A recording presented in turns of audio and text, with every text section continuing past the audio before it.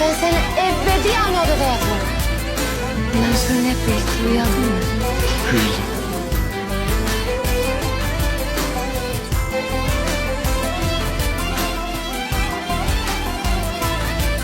Kalbim söyle, ne oldu bize?